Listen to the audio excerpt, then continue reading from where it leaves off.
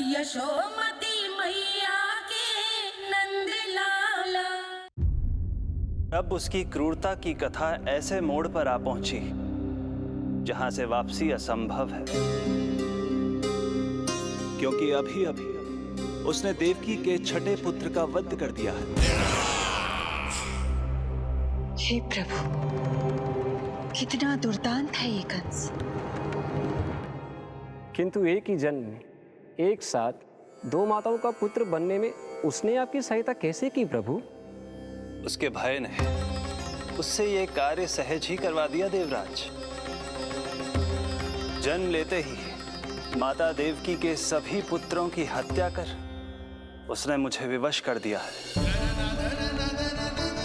अब जीवित रहने के लिए मेरे अवतार को माता देवकी की कोख से जन्म लेने के तुरंत बाद मैया यशोदा के पास गोकुल जाना ही होगा। और इस प्रकार कंस के कारण एक ही जन्म में दो माताओं का पुत्र बनने का आपका वचन सत्य सिद्ध होगा। आपकी लीला अपरंपार है प्रभु। आप सब अब निश्चिंत होकर जाइए। मेरे अवतार के जन्म होने की घड़ी अब निकट ही है। हम धन्य हुए प्रभु। हम धन्य हुए प्रभु।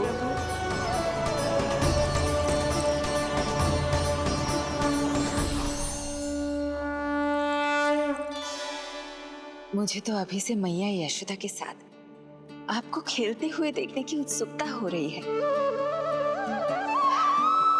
उनकी प्रवृत्ति कितनी निराली है।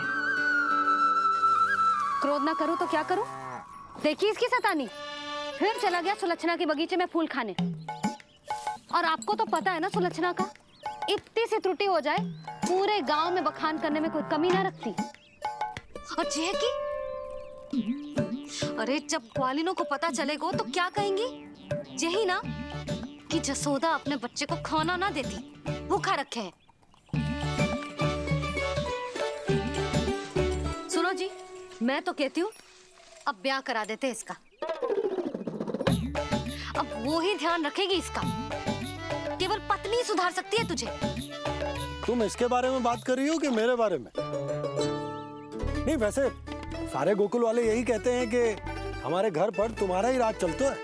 हे नारायण, ये परिहास की बात है क्या? मैं इतना दबा के रखती हूँ क्या आपको?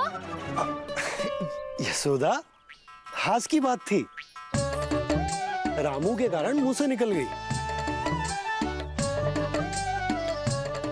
तुझसे तो मैं बात ही ना करूंगी। कर अपने मन की।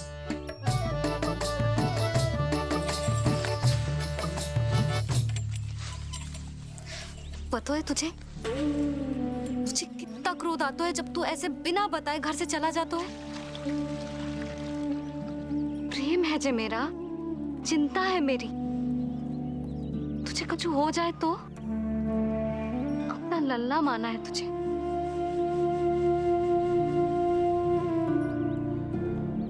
मेरे भाग्य में तो मां बनना लिखो ही ना है।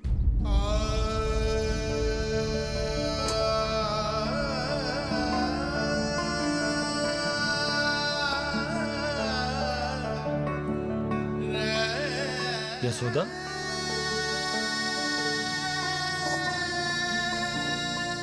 आपको पता है, जब मैं छोटी थी इसके जैसी चंचल थी। गांव वाले कहते थे एक बार बड़ी हो जाएगी अपने आप ठहराव आ जाएगा। ना आयो। फिर बड़े बूढ़े कहने लगे चिंता की कछु बात ना है, एक बार शादी हो जाएगी सब ठीक हो जाएगा। ना हुआ। फिर सबन ने कही एक बार बालक हो जाने दो, गोद भर जाएगी अपने आप परिपक्व हो जाएगी। पर गोद तो भरी ना मेरी। बालक तो हुआ ही ना। उस पर जब जे भी भाग जाता है तो मुझे रह रह के यही स्मरण होता है कि कमी मुझ में ही है। मैं ही किसी बात का ध्यान न रख पाती। संभव है यही कारण से नारायण ने बालक ना दियो मुझे। यदि देते तो बहुत बुरी मैया बनती मैं। यशोदा, क्या होगा तुम्हें? कहाँ की बात कहाँ लेकर जा रही हो तुम?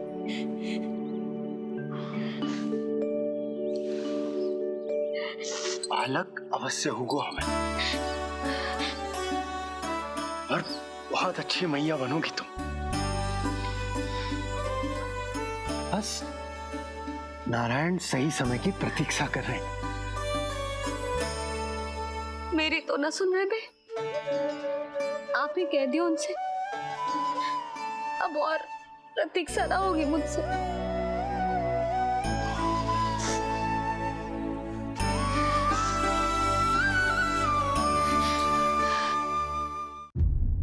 प्रतीक्षा तो अब मुझसे भी नहीं हो रही मैया। तो फिर मैया की इच्छा पूरी कीजिए प्रभु। जिस क्षण की प्रतीक्षा मुझे इतने वर्षों से थी, बस अब वो निकट है। किंतु प्रभु, आपको तो माता देवकी का 8वां पुत्र बनकर जन्म लेना है, तो फिर 7वां पुत्र? धीरज रखिए, धीरज। आपको तो ज्ञात ही है, मेरे यहां देर है, अंधेर नहीं। मैं यहाँ तुम दोनों पर आश्रित हूँ यशोदा। भोजन, सुरक्षा, परिवार का अपनापन सब कुछ दिया है तुमने मुझे, किंतु मेरा दुख मुझे एक क्षण भी चैन लेने नहीं देता। मेरे स्वामी और बहन देवकी कितने ही वर्षों से कंस की काल कोठरी में बंदी है। दिन रात नियति के शाप को सहन करने के अतिरिक्त और कोई उपाय नहीं है उनके पास। ऐसे में मैं सुख की सांस कैसे लूं? कीर्तिमान की हत्या के बाद मेरी सुरक्षा के लिए मेरे स्वामी ने मुझे यहाँ भिजवा दिया चुपचाप, किंतु मेरा हृदय तो वही छूट गया यशोदा। इससे तो अच्छा होता कि मैं भी उसी कारागार में होती, मेरे स्वामी और बहन देवकी का दुख तो साझा कर पाती। अपनी 6 संतानों को कंस के हाथों मृत्यु के गोद में जाते देखा है उन्होंने। अब तो मुझे उस क्षण की कल्पना से भी डर लगने लगा है, जब देवकी अपने 7वें पुत्र को अपने गर्भ में धारण करेगी। भय से भविष्य नहीं टलता, होनी होकर ही रहती है। समय बीता और देवकी के गर्भ में 7वें पुत्र का आगमन हुआ। क्या इसका भी भविष्य वही होगा जिसके भाइयों का हुआ था? इस बंदी गृह की दीवारें, प्रत्येक ईंट, प्रत्येक पत्थर, यहां तक कि यहां की वायु भी उस कंस की बंदी है। अब तक तो उसे सूचना भी मिल चुकी होगी। वो निर्दयी, क्रूर प्रतीक्षा कर रहा होगा कि कब तुम्हें प्रसव हो और कब उसकी तलवार हमारे नन्हे शिशु, हमारी 7वीं संतान का रक्त पिए।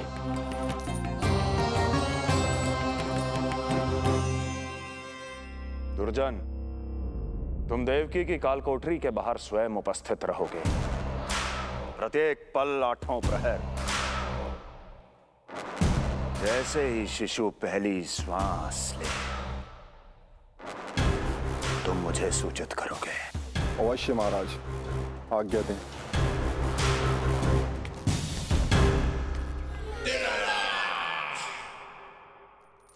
कुछ कीजिए स्वामी, कुछ कीजिए। मैं नहीं चाहती कि ये अपनी प्रथम श्वास इस बंदी गृह में ले। देवकी, विवशता से मेरा कलेजा भी फटा जा रहा है, किंतु इस काल कोठरी में बंद मैं कर ही क्या सकता हूं? किंतु इस सृष्टि के पालनहार, जगत की नियंता श्री हरि तो कर सकते हैं, तो फिर क्यों नहीं करते वो कुछ ऐसा कि कम से कम मेरी इस संतान का अंत उतना दुखद ना हो जैसा अन्य संतानों का हुआ था।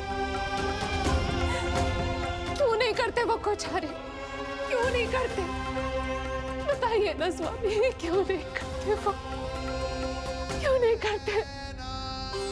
जो देवी भविष्य में मेरी मां बनने वाली है, उनकी करुणा भरी पुकार को मैं व्यर्थ कैसे जाने दे सकता हूं? कंस के राक्षस तत्व के अंत के लिए ऐसी माया की आवश्यकता है जो मेरी लीलाओं को क्रियान्वित भी कर दे और उसे भनक भी ना पड़े। ऐसी क्षमता और माया किसके पास है प्रभु?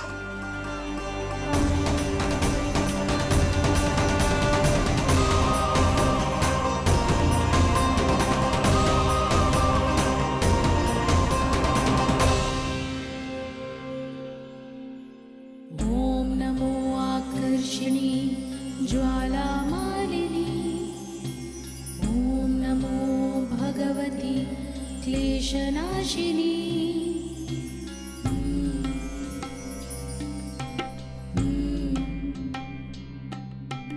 ओम नमो योगमाये सर्वमोहिनी, ओम नमो योगमाये सर्वर। आज्ञा दीजिए प्रभु।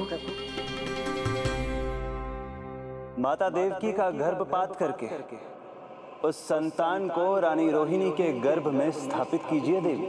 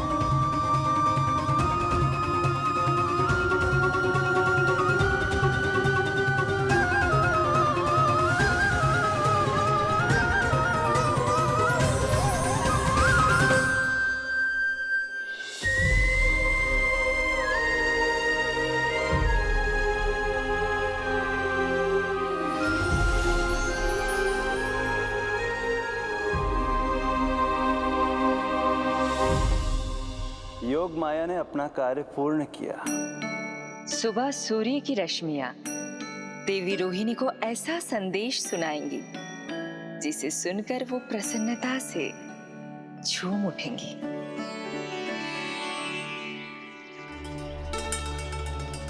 यादव कुल के नए राजकुमार के आगमन पर बहुत बहुत शुभकामनाएं रानी।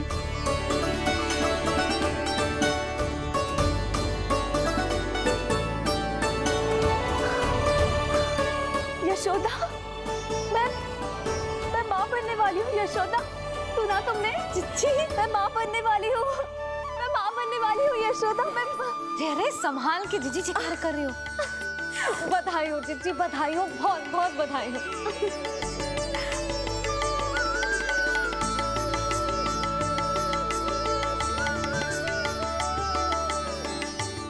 विधि का विधान भी विचित्र होता है। रोहिणी, जिनका ये पुत्र नहीं है, वो प्रसन्न है, किंतु देवकी, जिनका ये पुत्र है, वो व्याकुल है।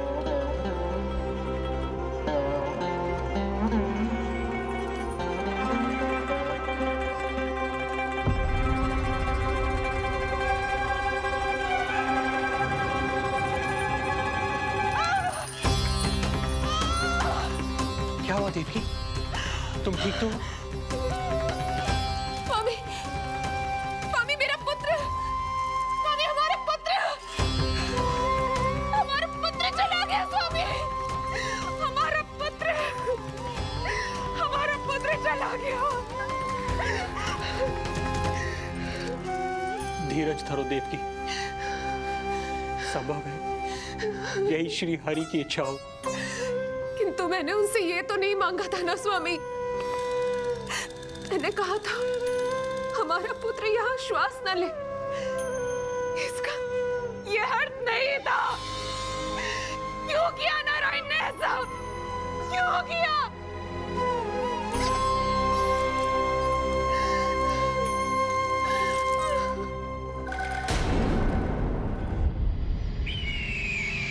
तो ये सत्य है महाराज, राजकुमारी देवकी का गर्भपात हो गया है।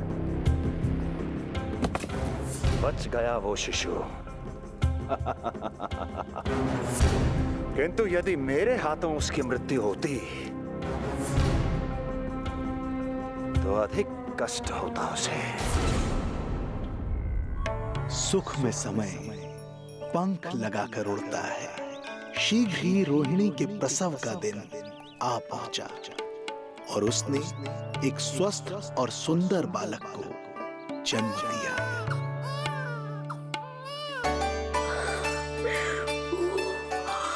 लो जिज्जी, संभालो अपने लल्ला को, जी भर के निहार लो इसे।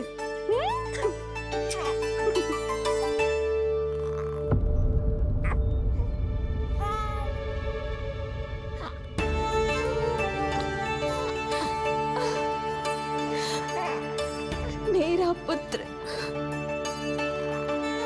राजकुमार।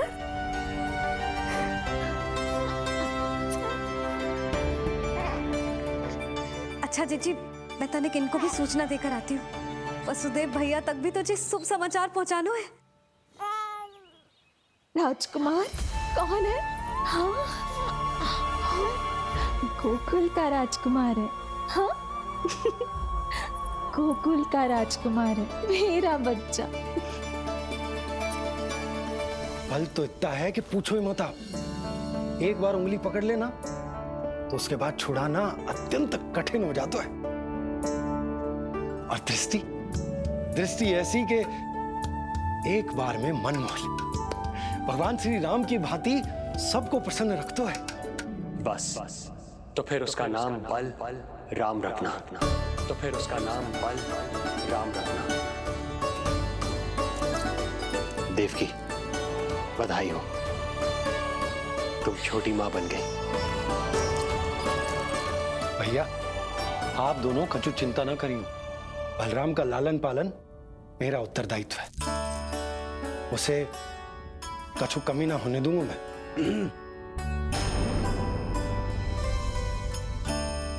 मुझे चलना चाहिए।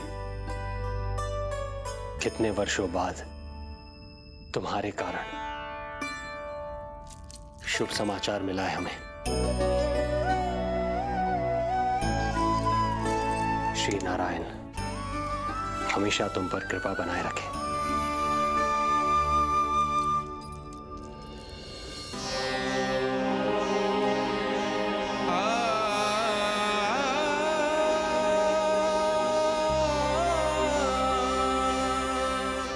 आपको बहुत बहुत बधाई हो स्वामी।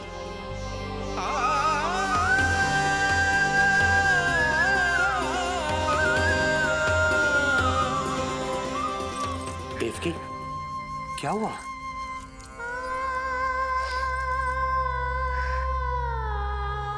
कुछ नहीं। रोहिणी दीदी ने आपको वो सुख दे दिया जो मैं कभी ना दे सकी। उन्होंने आपको संतान दे दी, किंतु मैं देवकी,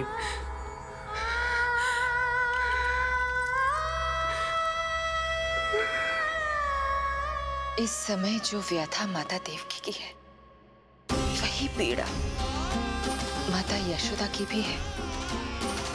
माता देवकी की ममता अपनी सभी संतानों को खोने की वेदना से त्रस्त है, तो माता यशोदा की ममता संतान ना होने के संताप में झुलस रही है। सत्य कहा देवी, मुझे आभास हो रहा है मैया यशोदा का हृदय मुझे अपनी गोद में खिलाने के लिए कितना व्याकुल है। सच्ची श्रीहरि, सच्ची मैं प्रसन्न हूं मैं कि आपके आशीर्वाद से रोहिणी जी को इतना प्यारा लल्ला हुआ है। पर मुझसे क्या त्रुटि हुई नारायण? मुझे क्यों न दियो आपने लल्ला? मुझसे क्या त्रुटि हुई नारायण? मुझे क्यों न दियो आपने लल्ला?